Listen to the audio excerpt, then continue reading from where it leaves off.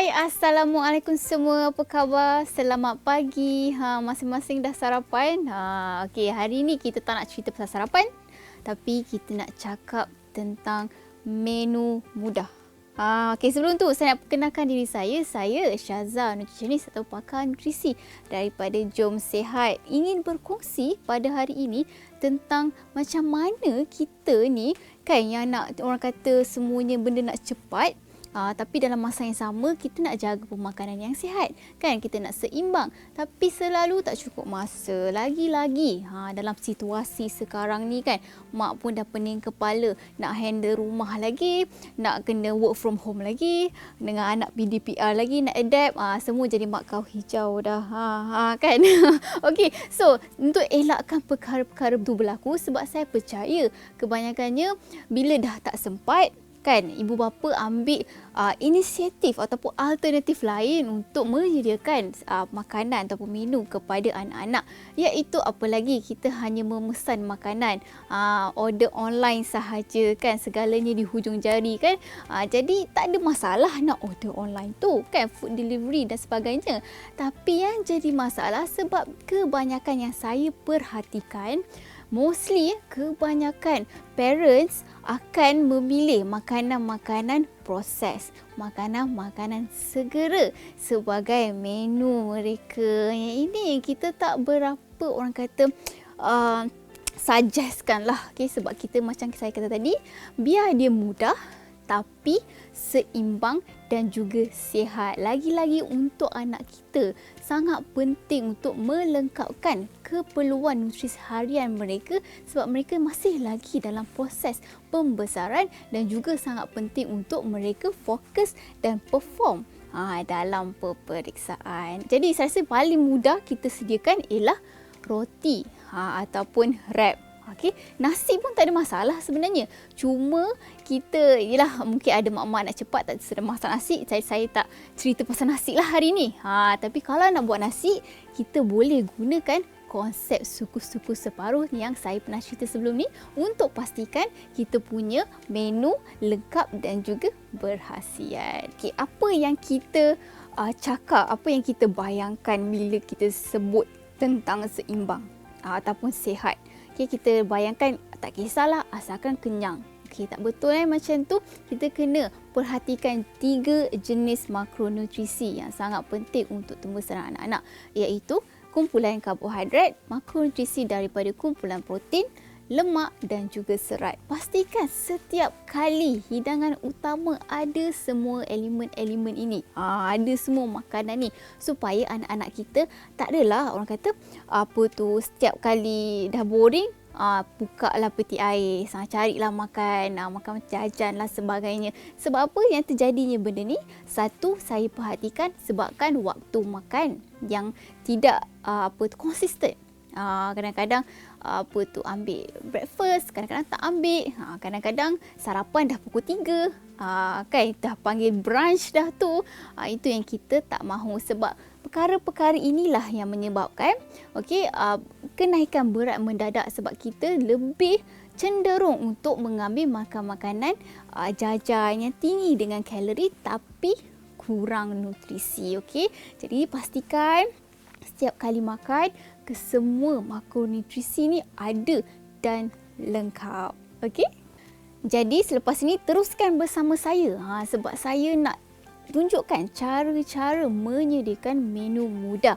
Menu mudah ni sesuai sebenarnya dihidangkan, tak kisah sama ada masa sarapan, masa makan tengah hari ataupun masa makan malam. Okey, kita kena biasakan makan dengan lengkap dan cukup makro dan mikronutrisi. Jadi kembali selepas ini. Kembali bersama saya Puan Syaza, pakar nutrisi anda. Okey, hari ni kita nak berkongsi tentang menu mudah.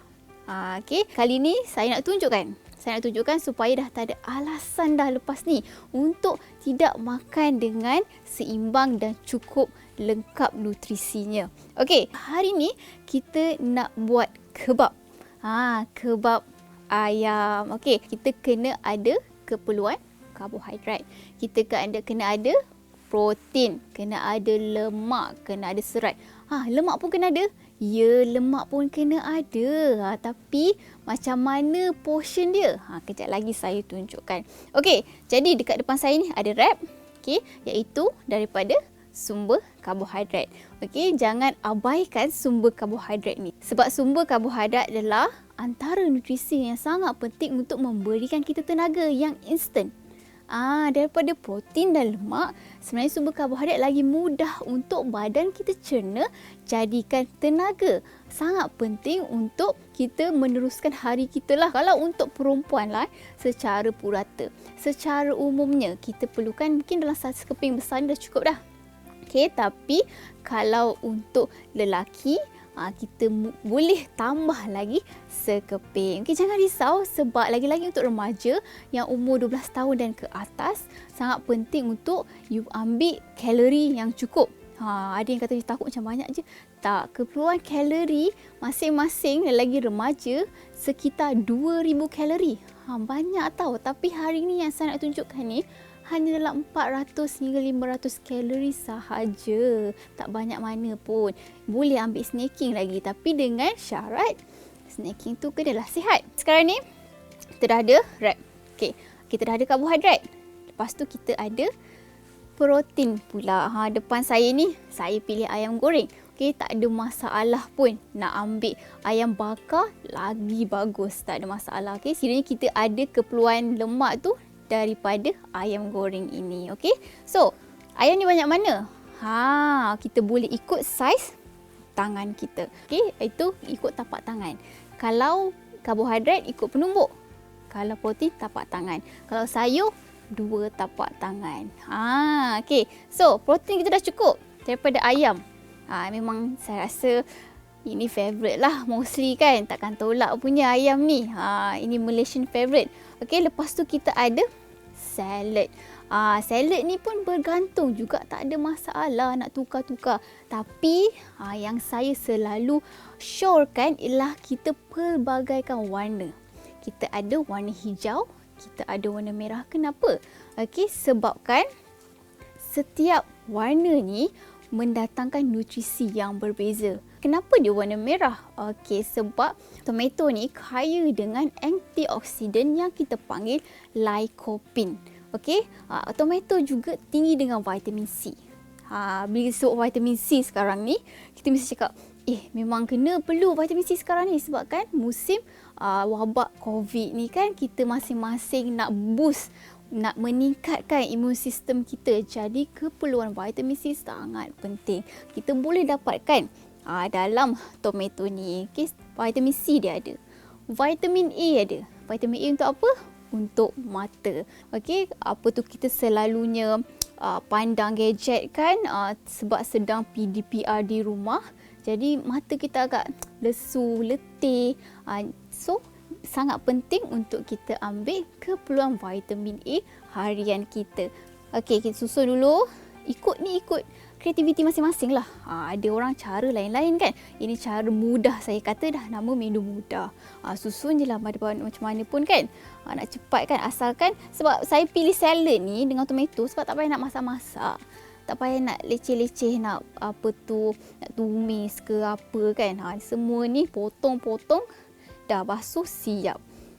Tapi ada yang tanya saya tentang cara pembasuhan sayur.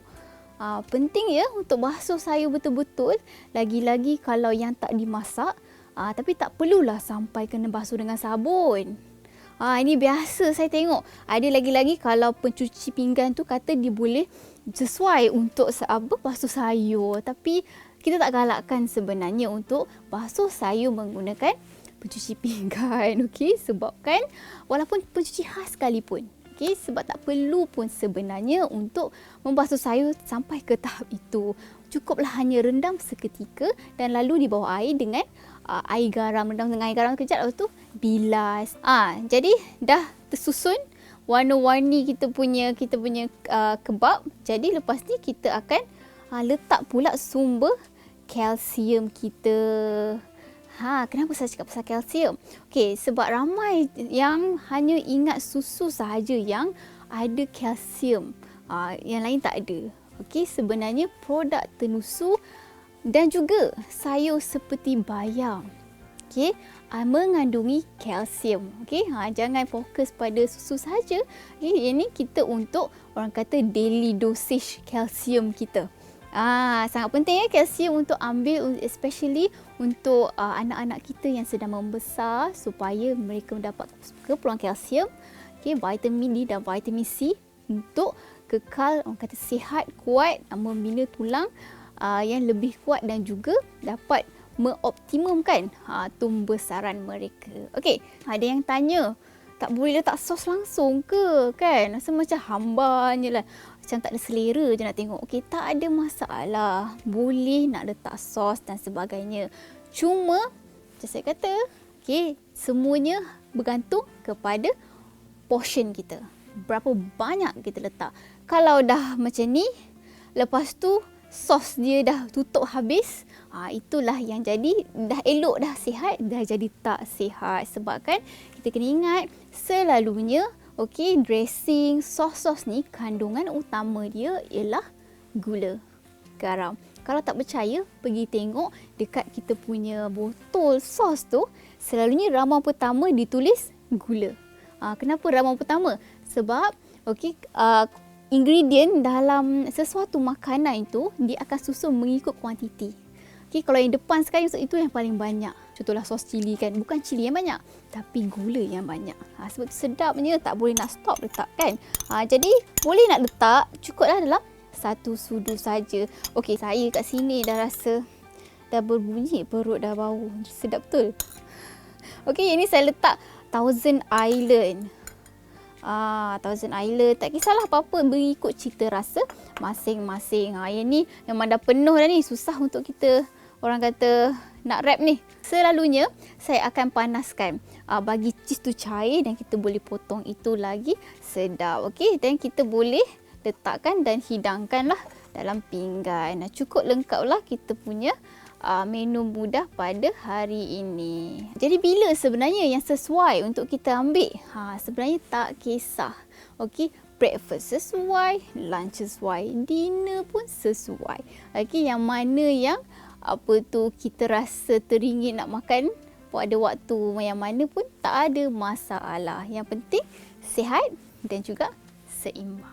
Okey, jadi selesai sudah satu menu mudah kita. Lepas ni saya nak tunjukkan pula macam mana menu mudah untuk kudapan ataupun minum petang tapi sihat dan sedap. Okey, teruskan menonton. Jumpa lagi lepas. Bertemu kembali bersama saya, Puan Syaza, pakar nutrisi anda. Hari ini kita dalam segmen menu mudah. Tadi saya dah ceritakan tentang menu mudah yang sesuai untuk makanan utama ataupun hidangan utama, iaitu sama ada breakfast, lunch ataupun dinner. Jadi sekarang ni saya nak cerita pula macam mana kita nak buat snacking ataupun kudapan minum petang yang sihat dan juga seimbang. Biasa-biasanya kita orang Malaysia ni minum petang makan apa? Tak lain tak bukan pisang goreng, kuah leko kan. Tak ada masalah sekali-sekala, tapi jangan terlampau kerap. Sebab apa? Saya bagi contoh lah. Kalau pisang goreng 2 ketul saja, okey, bersamaan lebih kurang dalam 4 sendok nasi hingga 5 sendok nasi kalorinya. Yang itu yang kita tak perasan sebenarnya.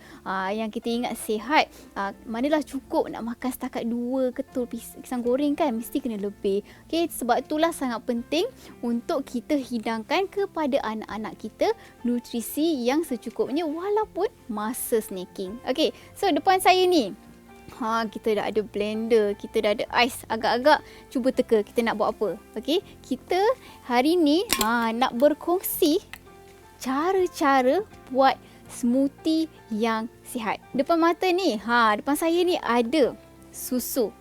Okey, susu ni sangat penting. Satu hari kita perlukan 3 sajian kalsium ataupun sumber kalsium daripada makanan-makanan kita.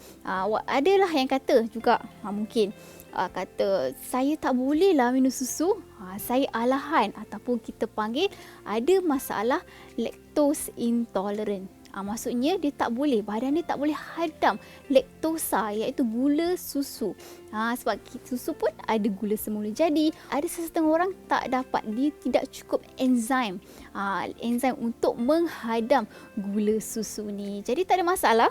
Kalau tak nak guna susu produk tenusu, boleh guna soy milk. Itu susu soya lah. Tapi lagi baik kita pilih yang tak ada gula tambahan. Tapi baru-baru ni saya jumpa ada juga dah ada di pasaran lactose free milk. Itu pun sesuai juga. Okay? Untuk kanak-kanak yang dalam proses tumbuh besar, kita galakkan mengambil sama ada full cream ataupun fresh milk. Untuk mak-mak mungkinlah rasa macam nak turunkan berat badan kan. Mungkin boleh consider untuk ambil susu skip. Yang tak ada lemak ataupun susu rendah lemak. Okey, tapi perlu perhatikan juga dari segi nutrisi, fakta nutrisi dekat belakang tu. Kita kena perhatikan. Kenapa? Sebab ramai ingat susu rendah lemak ni sihat. Okey, tapi ada sesetengah brand ataupun jenama yang sebab kita tahu kan bila dah kurang lemak dalam susu ni, dia kurang sedap sikit lah, kurang creamy kurang berlemak. Jadi mereka akan tambahkan sedikit gula supaya lebih sedap. Ramai kata buah ni sihat kan, boleh makan banyak kan. Betul ke tidak? Alright, sebenarnya buah pun mengandungi gula kita panggil fruktosa. Jadi perlu juga berjaga-jaga pengambilannya. Jadi berapa banyak sebenarnya kita boleh ambil satu hari? Satu hari untuk remaja maupun dewasa, kita perlukan dalam 2 sajian buah-buahan. Berapa banyak 2 sajian tu? Dia sebenarnya bergantung dari segi saiz buah tersebut. Kalau pisang ni, satu ni sekali makan dah cukup. Dah kira 1 sajian. Kalau macam buah-buahan berries yang kecil-kecil ni, sama macam anggur, dalam 8 hingga 10 biji satu kali makan. Sebenarnya kacang ni saya sangat galakkanlah ibu bapa sentiasa sediakan di rumah. Sebab dia antara kudapan yang lebih sihat daripada jajan-jajan. Kacang ni dia ada karbo, dia ada lemak, dia ada protein. Almost complete sebenarnya. Sangat sesuai untuk jadikan snacking harian. So nak cakap, tengok ais dah cair. Kita proceed. Alright. So mula-mula kita letak dulu ais. Ais ni pun dah cair dah ni. Panjang sangat saya cakap. Saya rasa cukup kot ni. Tak perlu nak banyak sangat. Selepas tu kita letak pula kita punya susu. So kita masukkan pula pisang. Pisang ni kita boleh masukkan. Satu pun dah cukup lah sebenarnya.